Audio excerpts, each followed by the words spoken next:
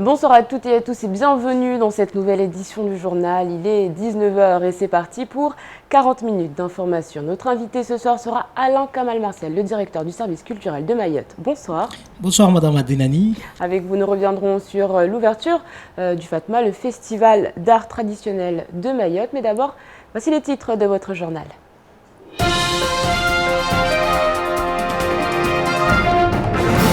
C'est le drame et l'incompréhension qui règnent ce matin encore du côté de Mtsamboro. Un homme a été violemment agressé à l'intérieur de la mosquée du village. Il décède suite à la gravité de ses blessures. L'agresseur était psychologiquement instable, mais c'est le choc. Au nord de l'île, les obsèques ont eu lieu dans la journée. L'agence de santé de l'océan Indien est chargée de mettre en œuvre la politique de santé à La Réunion et à Mayotte, avec les acteurs de la santé. À ce titre, ce matin au centre hospitalier de Mayotte, la signature du contrat pluriannuel d'objectifs et de moyens a eu lieu entre le directeur du CHM Étienne Morel et la représentante de l'ARS. Et puis Thierry Araille, président de Télécréole, est à Mayotte depuis 4 jours maintenant. Il a succombé au charme de l'île. En mission de repérage, nous l'avons suivi le temps d'une journée. Il est parti notamment à la rencontre des chefs d'entreprise réunionnais à Mayotte.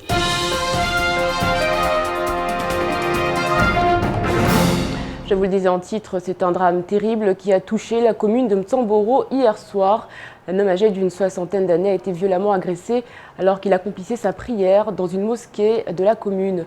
Il succombera quelque temps après. L'auteur des faits serait pourtant un proche du défunt. Zakaria Hamam et Abbas Alidi se sont rendus sur place.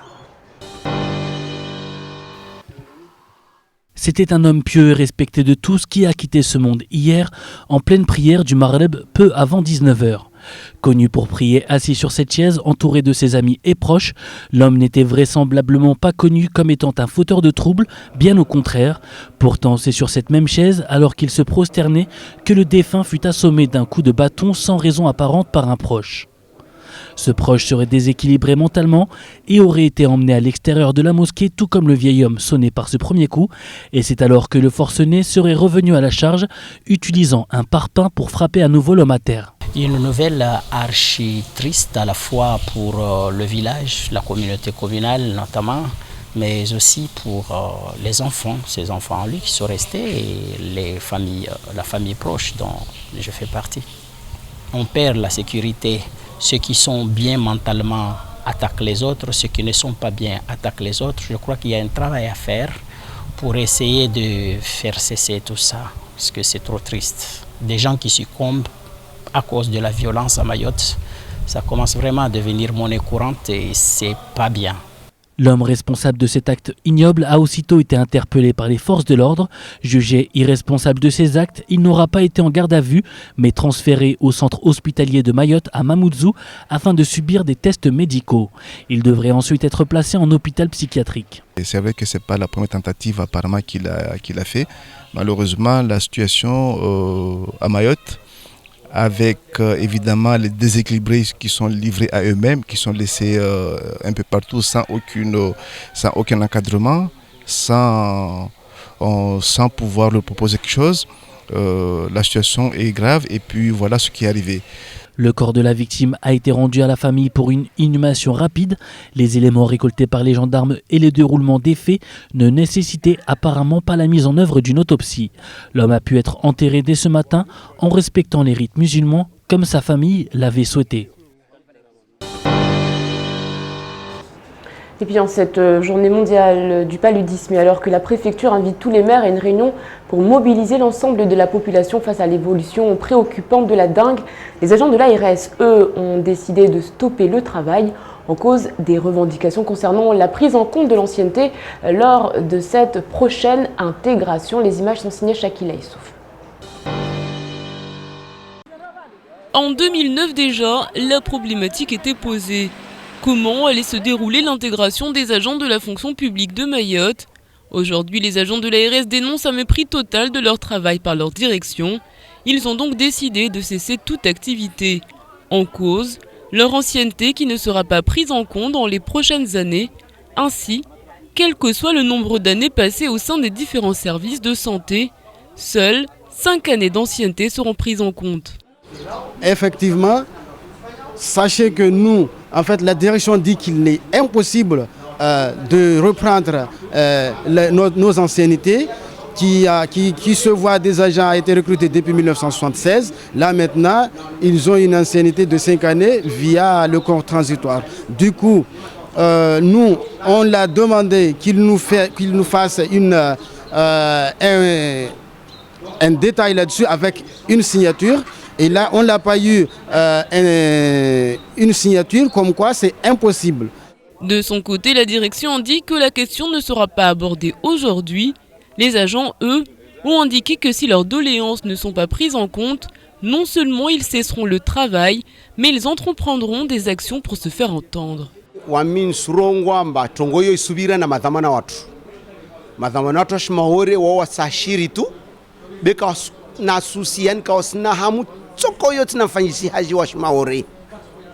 Yani nika wande wareme mhono la tabuni tsa sura ba serikali tso kweli amba watu walostambia bewa mwendaho wasondo daide mwana mshahara wa hedzewe. Une délégation a été reçue dans la journée, mais les visages ne semblent pas convaincus. La semaine prochaine, les agents décideront de la nature de leur opération, mais ils se disent déterminés à être entendus. Il y a quelques jours, l'un de leurs plus anciens camarades est décédé. Un coup dur pour ces agents qui, après avoir travaillé pour certains plus de 38 ans, se sentent abandonnés sans raison apparente.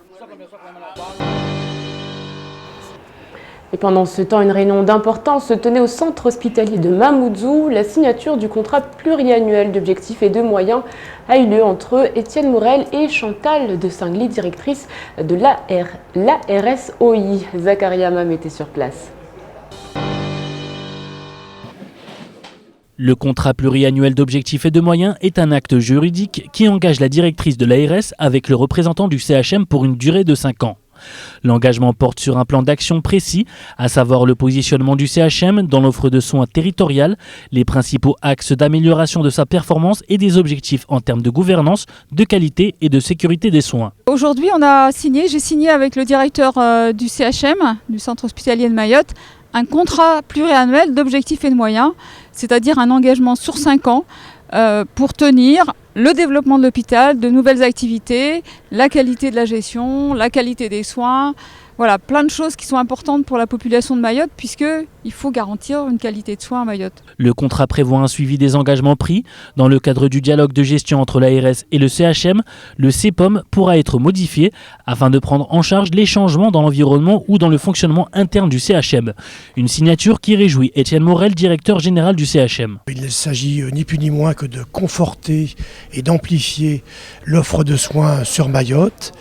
Donc, avec à la clé donc, des moyens non négligeables, d'insister sur la qualité des soins, la qualité du service rendu aux usagers, de développer donc, l'offre de soins en particulier donc, dans un certain nombre de secteurs comme la médecine, la chirurgie, la psychiatrie, sans oublier évidemment donc, le futur hôpital de Petite-Terre donc, qui comportera 55 lits et places donc, au niveau notamment du SSR et qui regroupera l'ensemble des structures existantes sur Petite-Terre. L'évolution est en marche pour le CHM, premier centre hospitalier de l'océan Indien à avoir signé un contrat CEPOM, preuve que les choses vont dans le bon sens, une bonne nouvelle en soi pour le 101e département. C'est une erreur qui pourrait coûter cher à la Chambre de commerce de l'industrie de Mayotte. Avec le changement, ce sont désormais les taxes qui financeront la Chambre consulaire à travers des versements de l'État. État qui avait décidé de compenser les pertes de recettes pour éviter toute implosion financière. Seulement, voilà, les choses ne sont pas passées de manière aussi simple. Explication. Tout commence lorsque la CCIM se voit dotée d'une enveloppe de près de 4 millions d'euros. Mais les fonctionnaires parisiens se sont aperçus rapidement d'une sérieuse anomalie. Le chiffre fourni par la Chambre n'était pas le bon, puisqu'il comptait les 3 ans d'arriérés qui étaient dus par le Conseil général et qui ont été payés en une seule fois. Ainsi, le fonds est passé de 4 millions d'euros à 890 000 euros. Je ne sais pas quelle lecture nous devons faire de cela. Si cela s'avère exact, je ne vois pas comment on peut envoyer en cessation de paiement à la CCI autrement que comme ça. C'est regrettable, La CCI a des missions qui lui sont propres, qu'il doit développer, notamment l'assistance aux entreprises, notamment la gestion des infrastructures qui lui restent aujourd'hui, qui sont le poton de plaisance, le marché. La chute est particulièrement brutale, d'autant que le budget primitif de la CCIM a déjà été arrêté avec des contrats qui ont été passés sur la première base indiquée par Paris. Comment faire alors pour fonctionner en passant d'une ligne de recettes 4 fois inférieure? Je n'ai pas encore reçu le document en question. Maintenant, si vous m'apprenez que les choses ont changé, des discussions vont être menées rapidement avec la tutelle, puisqu'il va falloir savoir comment nous allons fonctionner. Comment nous allons fonctionner déjà au niveau de notre masse salariale, comment nous allons fonctionner au niveau de nos actions que nous avons déjà entamées, qu'il faut aller jusqu'à terme. L'erreur est désormais connue de tous, mais elle pourrait faire beaucoup de mal à la Chambre déjà mal en point. Thierry Araille est sur le territoire depuis quelques jours. Il s'agit du grand patron de la chaîne réunionnaise Télécréole. L'un de ses objectifs, plus de liens entre l'île au parfum et l'île Bourbon. Shakila Issouf et Fred Souleymana l'ont rencontré. Sois la bienvenue. C'est un Réunionnais séduit et conquis que nous retrouvons au bout de 4 jours. Le patron de la chaîne locale de l'île Bourbon ne veut plus quitter le territoire. Accompagné de son caméraman Bertrand, il se dit même prêt à trouver une bouenie pour finir ses beaux jours sur l'île au Lagon. Revenant ici, moi j'ai agréablement surpris de la beauté de Mayotte, de la gentillesse des Mahorais, et c'est pas le son que mal a eu de l'autre côté. C'est un célibataire tombé amoureux des paysages de Mayotte et de la gastronomie qui quitte l'île aujourd'hui, rempli de beaux instants passés auprès des Mahorais. Mayotte, c'est le top les gars. Attention, viens Mayotte, viens voir. Ah là, les affaires. À travers de Coésie TV et radio, le meilleur support qu'il y a à Mayotte, je passe un message aux artistes, aux créateurs, aux producteurs audiovisuels. On aimerait que les artistes mahorais soient encore plus connus à La Réunion, donc n'hésitez pas. Après avoir rencontré plusieurs entrepreneurs réunionnais sur le 101e département, le président de la chaîne télé locale réunionnaise part avec l'envie de retourner sur notre île au plus vite afin de créer un partenariat avec l'ensemble des personnes qui font bouger les choses. Il vous invite également à transmettre vos clips à Coésie TV ou à les appeler directement au 06 92 607 607 afin de le diffuser pour faire la promotion de l'artiste et contribuer à créer un pont de dialogue entre Mayotte et La Réunion. C'est un message lancé au directeur du service culturel, Alain Kamal Martial, il semblerait. Mais écoutez, s'il y a une sincérité dans ce propos-là, il est le bienvenu. Et puis nous allons, dès demain, proposer des clips et des images de Mayotte à la télévision créole. On aura l'occasion d'y revenir. Dans l'actualité également, cette grande finale qui se prépare. D'un côté le RCM, de l'autre le Desperados. L'affiche de la finale est donc désormais connue. Le derby entre les deux grandes équipes du Grand Mamoudzou se déroulera demain dès 16h du côté de Chiconi. Les deux capitaines étaient les invités de la matinale. Les enjeux sont importants pour eux. Et même si cette saison a été compliquée pour le rugby en général, le capitaine du RCM, lui, reste confiant. Écoutez-le. On a cette problématique, on essaie de faire le mieux, mais là, avec tout ce qui s'est passé dans la saison, je pense qu'on ne s'est pas mis la pression, mais voilà, nous on va être là pour gagner ce match, quoi, c'est tout. Avec tous les matchs qui ne sont pas joués, qu'on a commencé les entraînements depuis août pour préparer un tournoi à Mada qui ne s'est pas fait. On a fait 5 matchs de la saison. Les mecs, ce match-là, voilà, c'est... Alors, il y a eu des matchs qui ont été annulés, déclarés forfaits, par manque de joueurs pour certains clubs. C'est un petit peu dommage pour le rugby. Oui, c'est un petit peu dommage parce que moi, je pense que le problème, il se pose sur les membres des clubs. Quoi. Ils ne s'investissent pas beaucoup. Et tous les clubs, ils disent le RCM. Bah oui, parce que nous, on s'investit. Quoi. On a un président qui est sur le terrain. Une école de rugby. Il y a tout. Quoi. Et voilà. Après... Le problème, on va essayer de le résoudre. Là, le 17 mai, on a les assises du rugby. On va essayer de se dire les choses en face pour trouver des solutions pour l'avenir. Un événement qui sera bien évidemment retransmis en direct sur KTV et sur Quizy FM. 19h16, l'heure pour nous de faire un tour d'horizon du reste de votre actualité dans votre journal, c'est en bref.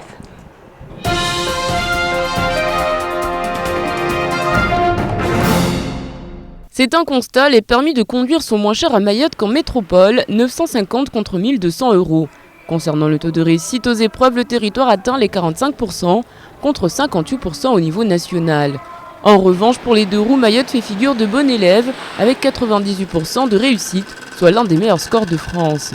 Concernant le code, les résultats sont moins bons, 42% de taux de réussite à Mayotte. Et pour les délais de repassage, avec ses 96 jours en moyenne, Mayotte est loin derrière la Martinique, 76 jours en moyenne. C'est une rumeur circulée selon laquelle le projet de collège de Majicavo aurait été abandonné au profit d'un agrandissement de celui de Kaweni. Celle-ci a formellement été démentie par le vice-recteur. François Cou indique que le collège de Majicavo est toujours programmé. Les travaux débuteront en mai prochain. À Kaweni, en revanche, la construction du lycée de Kaweni devrait démarrer à la fin de cette année. Qui plus est, le vice-recteur indique avoir acheté derrière le lycée professionnel de Kaweni une parcelle de 5000 m² pour y implanter un complexe sportif. Nous évoquions en début de semaine l'affaire du viol d'un petit garçon de 10 ans dans les rues de Kaweni. Aujourd'hui, le procureur de la République, Joël Garrigue, indique que les violeurs présumés ont été identifiés et interpellés. Ils ont été présentés devant le juge hier. Et les investigations ont révélé d'autres faits. Un autre enfant s'est avéré être également la victime des 3 mises en cause accusées là encore de viol. Au premier dossier, s'en ajoute donc un second dans une affaire de viol en réunion sur mineurs de moins de 15 ans. La déviation de Mtsapéré sera fermée à la circulation ce dimanche 27 avril de 8h à midi. La société Bourbon Contrôle réalisera des essais de freinage sur des véhicules lourds, hors gabarit, ne pouvant être contrôlés sur le banc de freinage du centre de contrôle technique poids lourds.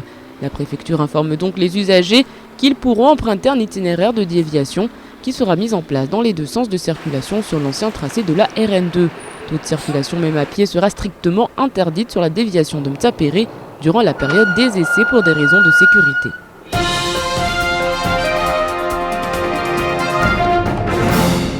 Mayotte, La Réunion, l'île Maurice, les îles de l'océan Indien semblent être destinées à créer des liens d'amitié et de partage. Le vivre ensemble, c'est tout un art et sur le 101e département, la mode, les loisirs, la tradition et surtout la gastronomie rapprochent les femmes. Reportage de Shakila Issouf et Fred Souleymana. Tout ce qu'elle fait, tous ces gâteaux, tous les gâteaux de Jasmine. Jasmine, elle fait des nems, très très bons. Tina, elle fait des beignets, très bons aussi. Oksana, c'est les gâteaux. Après le reste, je n'ai pas goûté. Elle fait de très bons gâteaux. Et finalement, on se complète toutes. On va chez les unes, chez les autres et on se partage les recettes. Et pour l'éducation des enfants aussi. Salouva, Kihalo, Sari ou Boubou, la mode est un phénomène qui a su influencer toutes les générations. Ainsi, les populations aspirent à plus d'ouverture et d'autonomie. Pour cela, elles se déplacent de département en outre-mer. Et ce qui attire la majorité de ces personnes, c'est les loisirs touristiques et gastronomie. Mayotte, pour ses brochettes, ravit les papilles. C'est ça qui fait que, mais à l'intérieur de l'armée, je pense que les époux, je me trompe peut-être, c'est peut-être un peu plus compliqué, parce qu'il y a déjà un réseau qui est créé peut-être. Pour ces femmes de militaires, intercommunauté rime avec partage et richesse. Pour elles, leur différence est une source inépuisable de qualité et de bonheur. Ainsi, elles comptent bien profiter des instants passés ensemble. Africaine, camerounaise d'origine? Alors c'est possible de vivre en cohésion? Très bien, parfait, c'est possible. En tout cas pour vous? Mais oui, on est à l'aise. Mais la preuve, on est à l'aise là, donc on est entre nous, donc ça se passe très bien. Cette carte postale est bien loin de la réalité sociale de l'île au Lagon. La vie entre les différentes composantes de cette société ne sont pas toujours autant en harmonie, mais le rêve est permis, le vivre ensemble pourrait être possible pour les Mahorais aussi. Ce qu'il ne fallait pas rater de ce vendredi 25 avril, c'est tout de suite et c'est en Mahorais.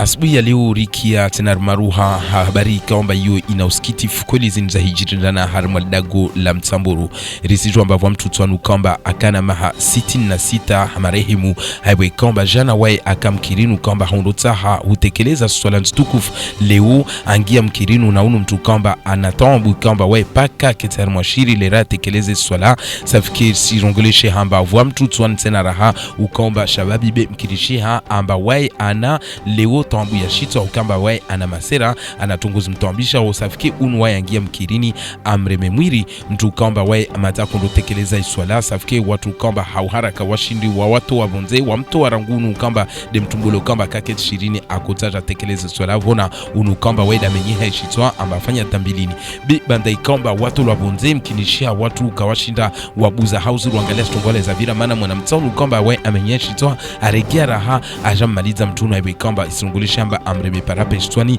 safike mapompie hawara kabaisha wawasili kawashinda wafanya tungo toka uyoti amba waregeze amba wafanye ni ronglo samahani reanimation amba ta iroho irege amba wanjiso urege amba atavaye pumu safike mtunu wae afariki na madoktera kwamba wao wakahirwa hawara katena rahana ya majandarmu waja ulerasiri waparamba kweli mtunu wae maza andeza he kaptena tungo toka uyoti ya hufanya liwe shangiza hewe kwamba watu mkinishavu waidima wararwa kama bavuni wala watu kawashinda wafanya tungu no deni neka leo watu warongomba zini maza zikajandiwa betungu kwamba ishangiza hewe kwamba ata mwanamtoto kwamba na menyeshi toa nevo watu kwamba wengine hao warongomba kapazo fanya tungu za tabia no dezo au tambi no delilo safike jana hiyo kweli utabibu wa rongomba watu watujoa dihe tungu kwamba watu waifanya nyanguja namba watu wadihi safike leo isongelesha amba eba procureur atotaha vufanyi utunduzi zaidi amba taleo mtunu mfanye mfando autopsy na tungu tiani mazazo usifanyishi amba tamtuna ziwa mana tunguza ushangiza waija na hiyo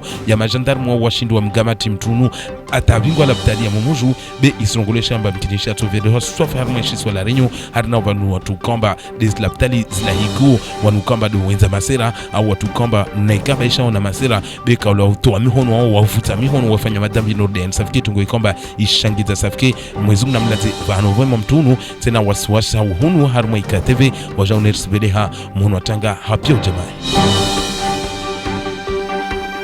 lijumba la Iris Hunumaure sijwamba lo de mengoni la lijumba kwamba la hentiwa litiengazi na utunduzi ya unono amba unono ke wa stawi unono wa rahara unono wa mangavu unono wa daima leo sijwamba wani wa kwamba wa utunda utonono ufanyishiha na nguba ina la renyo ata hatu Hunumaure wani wa ukula suku enda mbio tena utaha wamba wafanye stongo pia na wapare na zumbo za nazana atalo kwedi unono ke mangavu bi rengalia fete woka fanya weke haiwe kwamba atasbi ya leo rahani wa kundutia mhono mkataba na wana madomana wa itorwa ngwela talibuli ya Hunumaure haiwe kwamba wani kula mwaha wauti ya mhono mkataba wa vinga panza la mahamitano amba wajue hana mnajeje lazima wazungwe zombo za lazima ni hana mnajeje nzia tinde lazima wazibire tawafanya hazi wanva moja amba ile mfano de raha hautahamba watie ngazi unono Hunumaure zisijwa amba baisha rahaba wanatungu kwamba wao wasenda magobo harma urtaha unono Hunumaure bewa waja unumwazi unumwaha ritoto wangu amba wao waidini ya mazefu wali jumba la IRC na shefu wa ilabtalibole bwana Etienne Morel wa waja une ajibu wamba mkataba unu mkinishia unumwaha utoshina utotoe mavuna ya ujoende sambedi tena zaidi unono Hunumaure amba ita ile van nameso watu nekamba mfano wa wanazumbo wa zistaha be uwaili dele rungulamba ni ya moja ushindo za lulu safike tungwe kamba mkinishia van nameso ito kwedi mavuna amba ta unono kwedi upare zinguvu Hunumaure.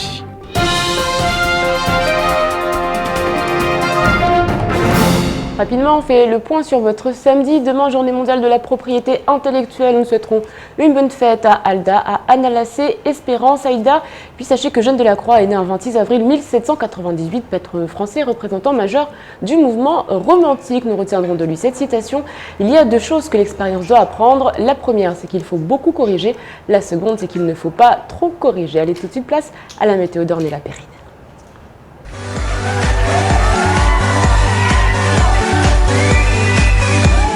Bonsoir à tous, voici les prévisions de votre week-end, samedi 26 et dimanche 27 avril. Le temps alterne avec un soleil voilé par quelques nuages, mais sans grande précipitation. Le vent soufflera de 10 à 20 km/h et la mer sera belle. La température maximale pour ce week-end sera de 31 degrés, la température minimale sera de 24 degrés. Il fera 29 degrés à Trévani, 28 degrés à Dzaoudzi, 30 degrés à Bandrélé et 29 degrés à Bouéni. Samedi 28, le soleil se lèvera à 6h05 et se couchera à 17h46. La marée sera haute à 1h45 et 14h15 et basse à 7h55 et 20h30. Dimanche 27 avril, le soleil se lèvera à 6h06 et se couchera à 17h47. La marée sera haute à 2h35 et 14h55 et basse à 8h40 et 21h15. Merci à tous et surtout passez un bon week-end. Rendez-vous la semaine prochaine.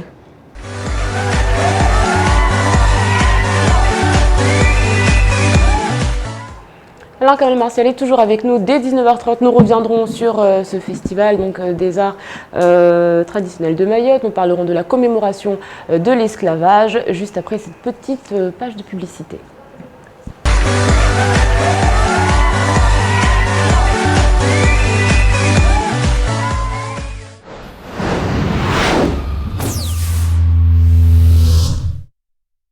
Caribou, vous voulez aider à garder Mayotte propre? Encre Éco aussi. Venez avec vos cartouches d'encre noire aux couleurs vides et repartez avec une cartouche déjà remplie. Facile. Encre Éco vous propose aussi les tonnerres recyclés pour votre imprimante laser. Particuliers, entreprises, faites jusqu'à 50% d'économie par rapport au prix du neuf. Encre Éco, immeuble archipel à Kaweni, face au SAV SFR. Encre Éco, facile, économique et écologique. Encre Éco, Raïsid Senao Ifadu Oulanga. Avec la carte Nafassi, profitez de l'option illimitée Mayotte et Métropole. Vos appels et SMS sont illimités 24 heures sur 24 vers tous les fixes et mobiles de Mayotte, mais aussi de Métropole. L'option illimitée, une exclusivité carte Nafassi et carte ON à partir de 10 €. On lit, Istaoui. Envoie chèque au 80 90 pour tenter de gagner 800 €, une télévision LED 3D ou encore 5000 €. N'attends plus, envoie chèque au 80 90 et participe à notre grand jeu concours. Chèque au 80 90. Samedi 26 avril à 18h, c'est la finale du championnat de rugby de Mayotte. RCM DSP. Un derby 100% Mamoudzou pour une finale 100% explosive. Qui sera le champion version 2014 ? Le RCM ou le DSP ? Samedi 26 à Chiconi à 18h, les monstres du rugby mahorais s'affronteront dans un combat de titans. Un match en direct sur Kwezi FM et KTV. RCM DSP, le combat des monstres. Samedi, il n'en restera qu'un, le champion 2014.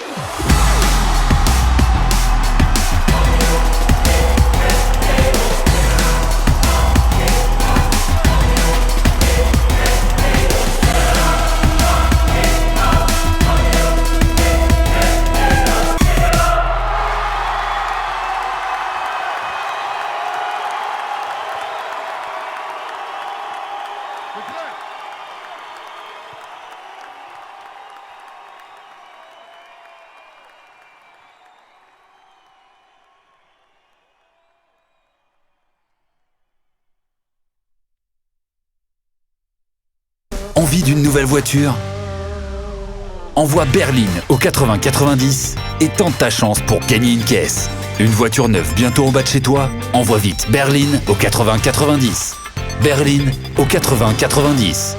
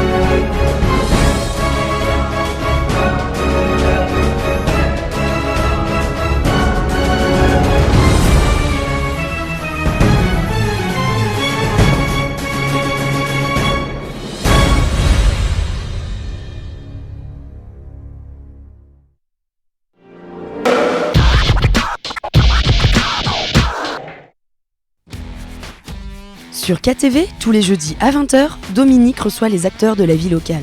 Écrivains, politiciens, artistes. Découvrez ou redécouvrez ces personnalités qui sont Mayotte dans Studio 101, tous les jeudis à 20h.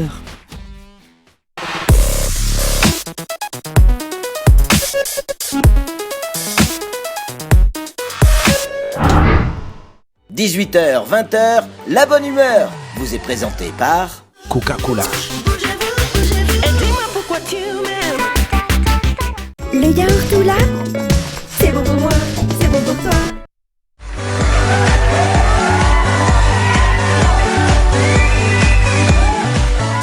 Bon appétit si vous êtes à table, tout de suite sur KTV, reçu par Abi Saïd Adinani, Alain Kamal Martial et l'invité de la rédaction.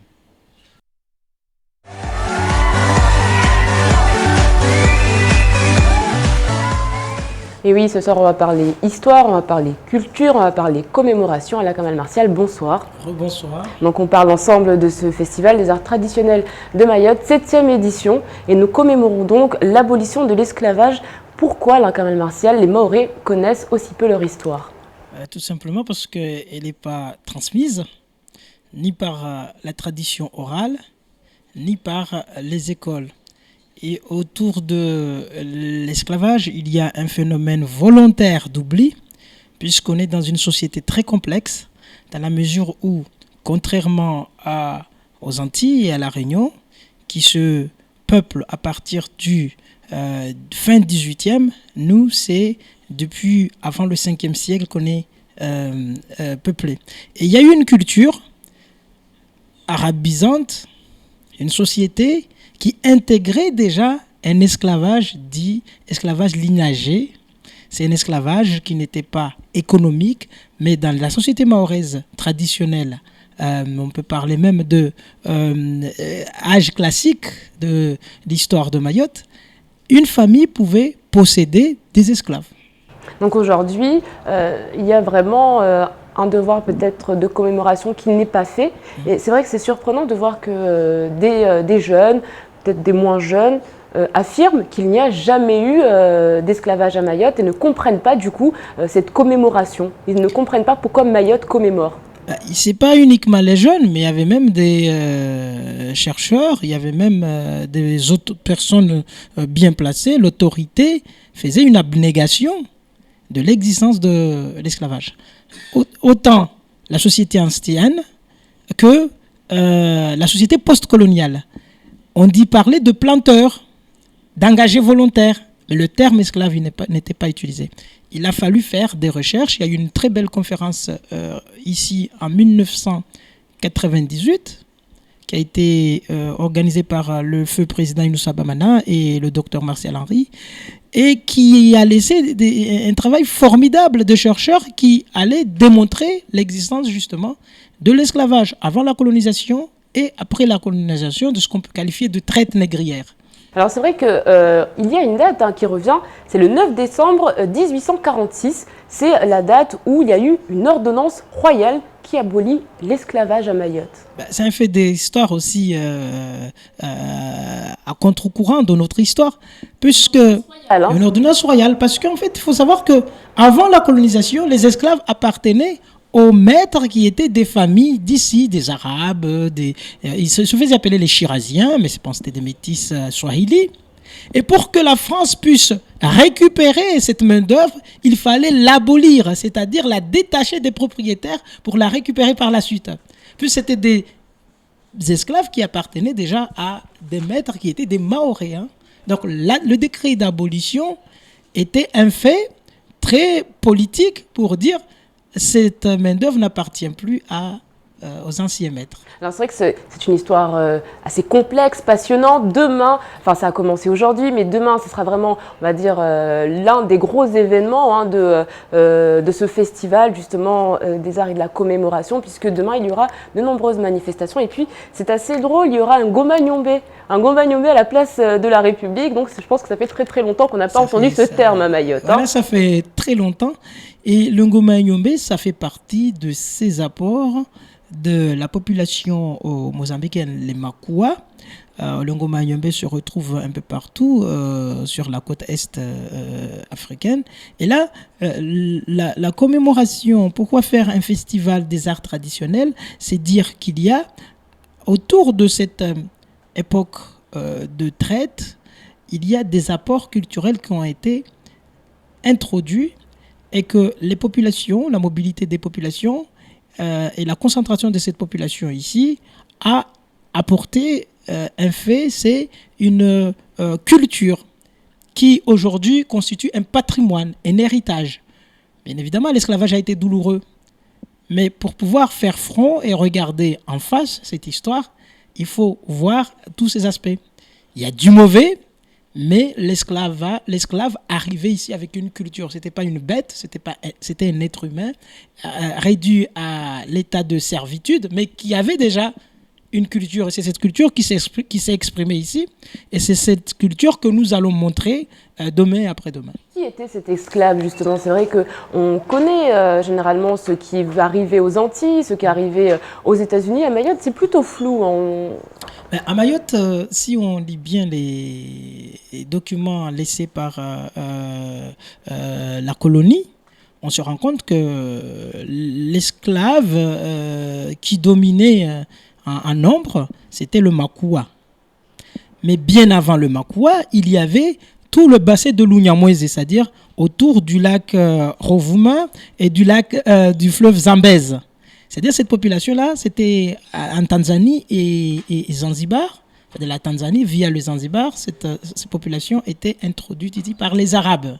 Et puis après, par la traite de masse, faisait une exploitation des Portugais, par les Portugais, puis les Français, à partir du Mozambique, ce qui fait qu'on a deux périodes et deux populations. La